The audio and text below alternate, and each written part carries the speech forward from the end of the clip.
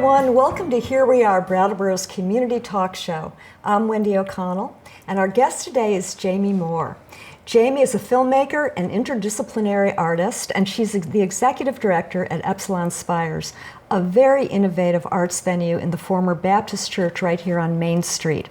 Jamie does a lot of everything there. Not a little bit of everything, but a lot of everything there. She curates and produces the many eclectic events at Epsilon and collaborates with national and international artists and local venues and organizations that strengthen and expand our town and our minds and our imaginations. Welcome, Jamie. Hey, thank you, Wendy. Thanks for having me. It's wonderful to have you on the show. I think many of us in town have noticed that a lot is going on at the old Baptist church and wondering what's happening. Many people also have come in and found out what's going on. So we're glad to have you in town, and we're going to talk about a lot of things that are going on at Epsilon. It's always interesting to hear where people came from or what their early influences were. Sometimes it's family, sometimes it's school, sometimes it's taking up the trombone. So for you, what were early influences that made remarks on your life? Yeah, well, growing up in upstate New York, I left high school at an early age, at 16, and hitchhiked around the country for a couple of years and hopped freight trains and, traveled in this way that allowed me to meet all kinds of people in different walks of life and to communicate and empathize with people. So that was kind of early sociological research at the ground level, and was really kind of my formative education in just really learning about people and diverse experiences of human existence. Oh, I'll bet. I came back and got a GED first and realized that I actually really liked school if it was self-directed. Mm-hmm. That I had always been a self-directed learner and very curious about the world around me. Yeah. But that I needed to be the one behind the steering wheel for that learning process. Mm-hmm. So then, a couple of master's degrees later, here I am. So it was a very kind of wayward education between formal education and traveling and adventure and risk-taking. Eclectic, yes. Mm-hmm. Very eclectic, much like Epsilon Spires, yes. Well, in the course of that, I know that you did end up in Brattleboro. You ended up at SIT, mm-hmm. right? And what were you doing at SIT? For my first master's, I went to SIT for Intercultural Service Leadership and Management, mm-hmm. which is an integration of their two programs in peace building and sustainable development. Yeah. So through SIT, I ended up doing intensive courses in India on human rights policy and social innovation. Mm-hmm. And then for my graduate research, I studied in Iceland. I was working at a geothermal eco-village uh-huh. That grew tomatoes year-round in geothermal greenhouses. Uh-huh. The village itself was one of the oldest organic farms in Scandinavia, and they had a very kind of radical design of integrating people with disabilities with international, people like me, people coming from all over the world to go work there and learn. And so you were working with people from different countries as well. Mm-hmm. That sounds fascinating. Yeah. and looking back at that now, were they doing cutting edge things or things that have been implemented in the world?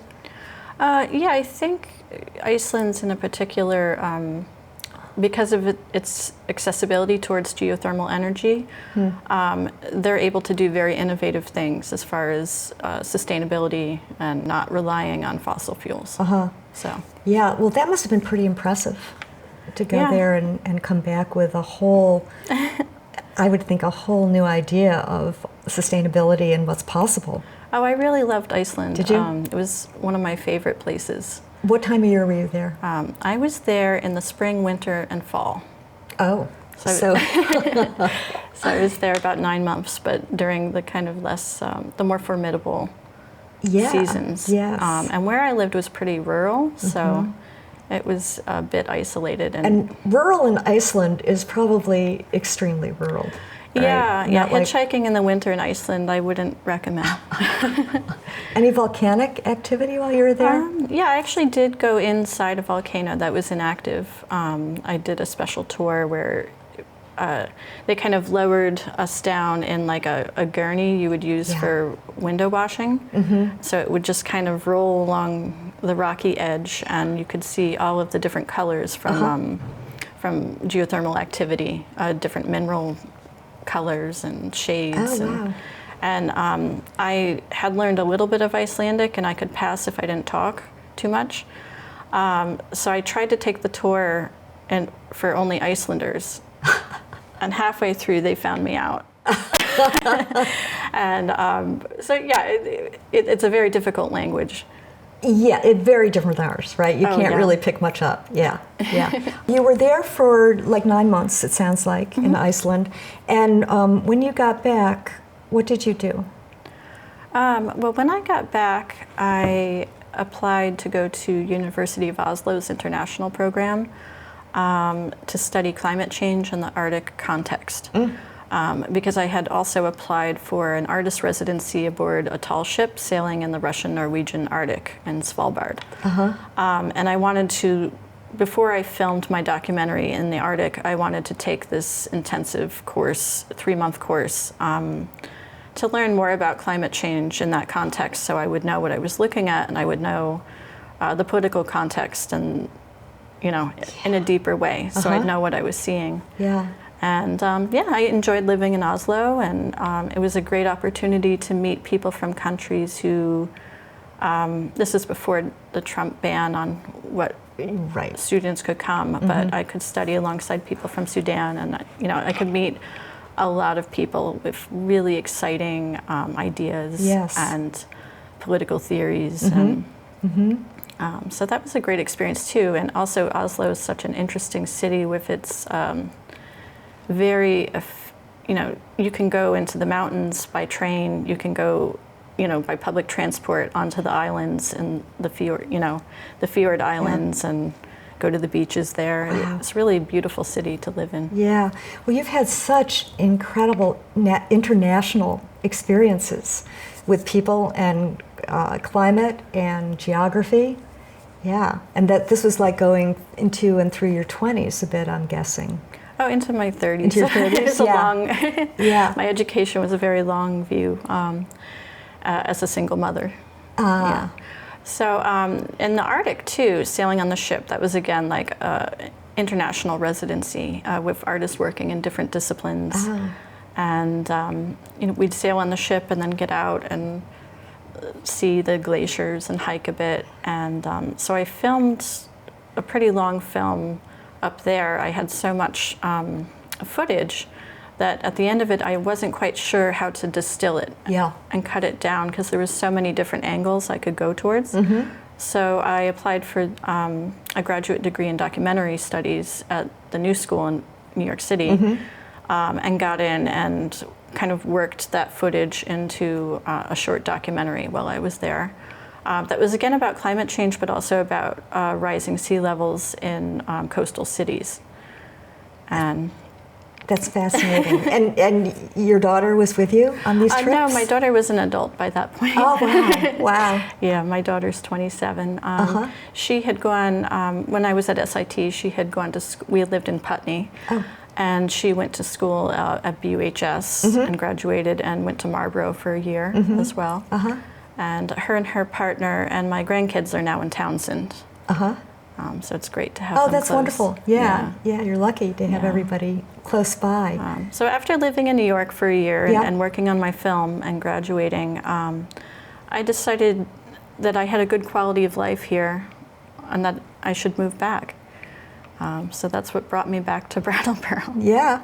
Well, that's interesting. After being in all of these different places in the world, that you came back and settled here. Yeah, so it was a comfort level. Yeah. Yeah, and it's just beautiful here. Yeah. And it doesn't get quite as frigid. Not quite. But yeah, Iceland and the Arctic kind of upped the bar for me. Oh, I'll bet. Did you find that you were more, your body acclimated pretty well? Oh, definitely. Yeah? Definitely. My commute in Iceland was, because in the winter there it's dark most of the time. Yeah. So my commute would be in the dark, walking on kind of large patches of ice, and there's no trees, so the wind can knock you right down. Wow. And I would get to the greenhouse and my braids would be covered in ice. Oh, wow. Wow. You talk about being drawn to problem solving, being drawn to taking risks, being drawn to other ways of living as well. What you've done certainly proves that. I think that it feels to me like this kind of segues into Epsilon and what Epsilon Spires is doing in many different kinds of ways with many different kinds of people. Before we get into that, maybe you could tell the origin story of how you became part of Epsilon. Yeah, so once I moved back to the area, I realized I needed a job. And I thought to myself, well, I'm going to go on Craigslist and just see what's out there, even if it's not a well-paying job, as long as it's interesting, as long as potentially it might spark, my next film or, something like that. So I was on Craigslist looking at the usual types of jobs you would see, and something popped out at me. And it was a job to be a shepherd for feral sheep. And I was like, what's that? That sounds pretty fascinating. And I opened it, and there was a picture of these beautiful big-horned Soay sheep that some people might recognize at Solar Hill. And the description said that you would, have to go to Nova Scotia, Canada, to the end of the earth a couple times a year. And I thought, well, that's very appealing. I love Nordic countries. I like being, in the middle of nowhere. So I applied, and I was honest. I said, I don't know much about sheep, but I can learn. So then I got a phone call, and it was Bob Johnson of Omega Optical. Mm-hmm. And he talked with me on the phone for about an hour and got some background info on me, and then we decided to meet the next day and kind of discuss the job more. Mm-hmm. So I met with him, and we were discussing the job that he has this rare sheep. He has one flock in Canada and one flock here, and he's hoping to integrate the two flocks to, make a stronger strain. Uh-huh. And, would I be interested in being the shepherdess, but also problem solving on how can you transport animals over borders? Oh. Uh-huh. So there was kind of a bit more complicated than just being a shepherd. Uh-huh, yeah. It was kind of like, are you comfortable with, overcoming bureaucratic hurdles in a creative way? Well, that's throwing down a gauntlet, isn't it? Yeah. So at the time, my film was about to be shown in LA for a symposium on art in the age of apocalypse. And this is the film on? The climate change film. The climate change film, yep. And which was called End Games for Lovers. And it was originally called Primordial Games for Lovers. Anyway, so I was going to show that in LA. I hadn't booked my ticket yet, but I had made plans to stay with friends. I was kind of excited. Mm-hmm. But Bob said, well, if you want this job, are you willing to go with me next week in my RV? We'll drive up to Nova Scotia. It's an 18-hour drive. And I was like, well, let me think about it. So that night I went home and I was weighing it through, like, oh, should I go show my film in LA? Should I go with this person I don't know to another country in an RV? To become a shepherd. To be a shepherd. And I think I realized that was just such a rare, interesting life opportunity that I had to say yes. Yeah. So. And you did. Yeah, the next week we packed up the RV and we drove. That's wild. We got stopped at the border because we looked like weirdos. Yep. And, that long ride, Bob and I got to know each other quite a bit because there's nothing to do but talk. And, he got to know my arts background, that I had run a gallery as a satellite gallery for Mass MoCA when I lived in Western Massachusetts, and that I had booked experimental music concerts for over 20 years at a variety of different venues. So as we were driving, this long trip, he realized, he said, well, I have this project that's been on the back burner. I have this church building I've bought a few years ago, and I didn't really have a plan for it. But I think you're the person to activate this building and to turn it into something. So I began the trip as a shepherdess for feral sheep, and I ended the executive director of Epsilon Spires, which at that point hadn't been named yet. So That is such a great story, Jamie. That's really remarkable. And Bob Johnson has been on the show. He was on a few years ago, and he talked a lot about the sheep. And it was fascinating. He's a fascinating guy. Yeah. One thing about Epsilon Spires that I did not know, well, there are quite a few things, and I really encourage people to take a look at the website, which you designed, basically, one of the many things that you do at Epsilon. And one of your taglines is rewarding the curious. It's just, Epsilon is described as an arts organization that serves as a center of communication, illuminating the relationships between creative arts, natural sciences, social equality, and sustainability. Now, I can see how those hit just about every mark for you, for one thing.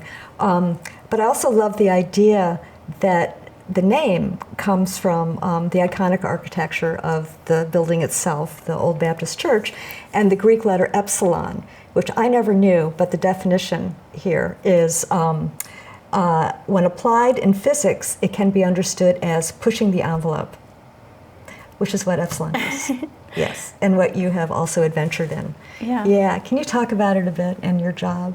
Well, a powerful thing with some of the potential for that kind of programming is that you have to be there in the space together with other people sharing this experience.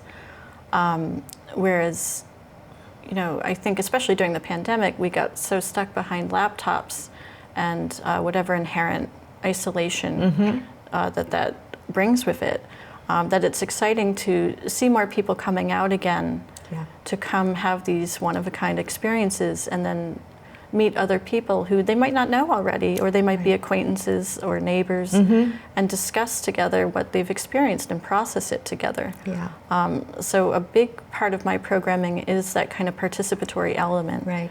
How being empowered through participation, where you're not just a passive observer of media or art or film, that you're an active observer and you're able to critically think about what you're experiencing and then process that with other people. It's a very socially cohesive approach that I think has important political implications towards empowering citizens. Jamie, I think one of the things that was so impressive, and this is a pandemic move that you made, was to create the backlot cinema, bringing people together and also having a cuisine component to it, and people gathered outside. That was an innovation that we wouldn't have thought of if we didn't have the limitations brought on by the pandemic, that that people couldn't safely gather indoors. But that allowed us to kind of rethink our spaces and rethink our parking lot and what potential we could unearth there and activate. And so, we kind of problem solved to how do we do this? How do we make socially distant spaces that all have a good eye line to the screen, and that are different size spaces for different size groups and pods? And how do we project off the back of a truck?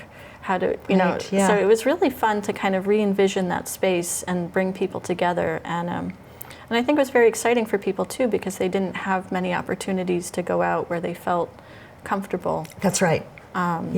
So we were able to show international films, a pretty wide variety of films. I like to always add a culinary experience where, just because, again, with the experiential piece, food is such a connective experience. Absolutely, and if you're watching film and you're tasting flavors, you're really, it allows it to be more memorable and deeper. That's right.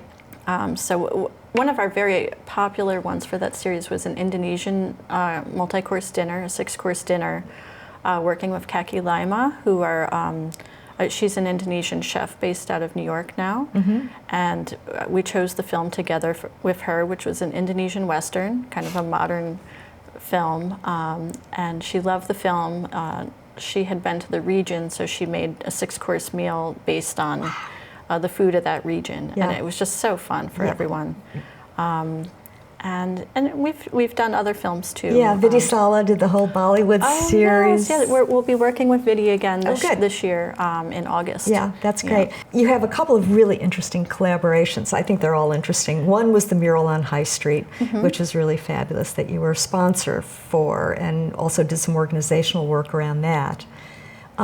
With First Proof Press, and also with some of the Afghani art lords that are here in town. The Green River Bridge Inn, you've been doing salons, artist salons there, I think? Yeah, in July we'll have a multidisciplinary artist salon featuring artists of color from around the world who are working in different disciplines.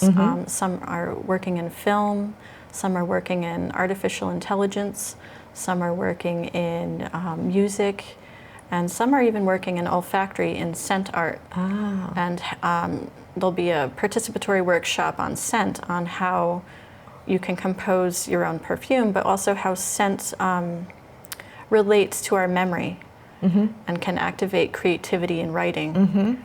And cross-referential mental associations. Yes. Let's talk about the pipe organ.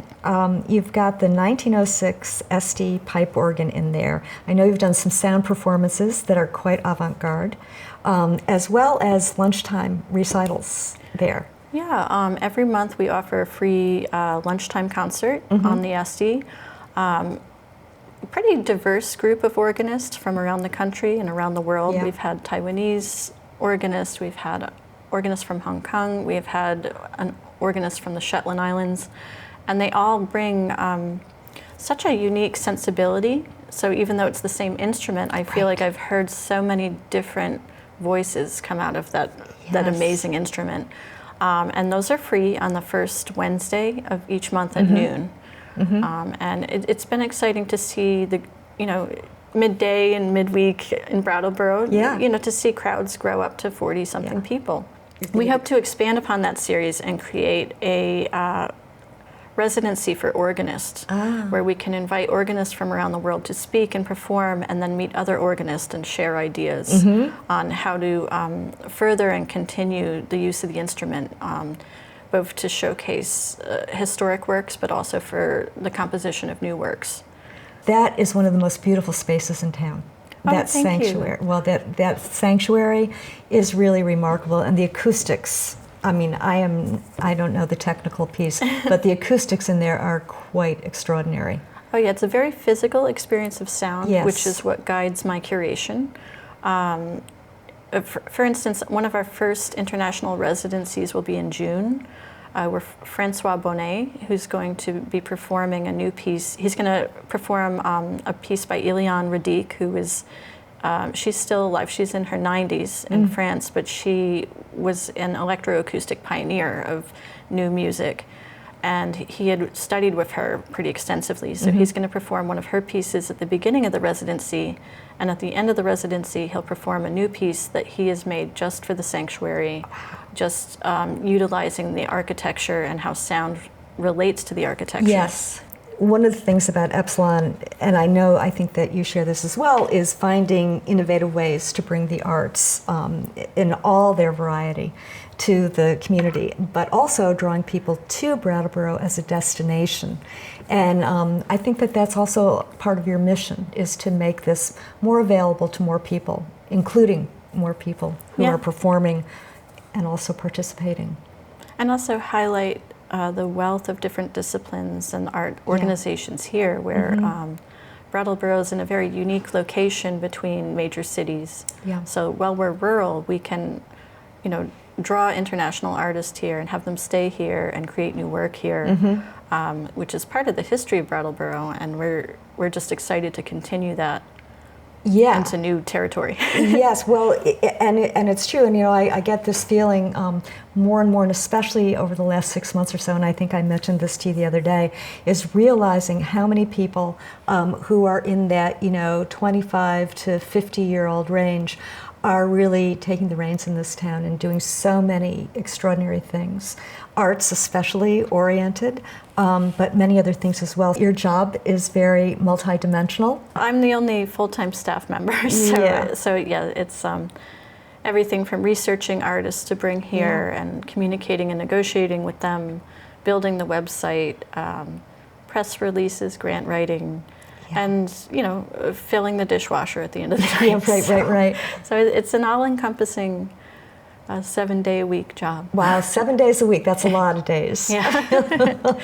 But also very exciting because we can see momentum. Good. And it's exciting to aim for something high, like bringing international artists here and having funding from foreign governments to support that, and making it happen.